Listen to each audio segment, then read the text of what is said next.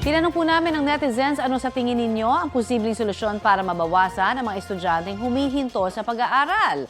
Ang sabi ni Reynan Senyo, pondohan at palakasin ang TESDA o Technical Education and Skills Development Authority para sa mga pamilyang walang kakayahang pag-aralin sa kolehiyo ang kanilang mga anak.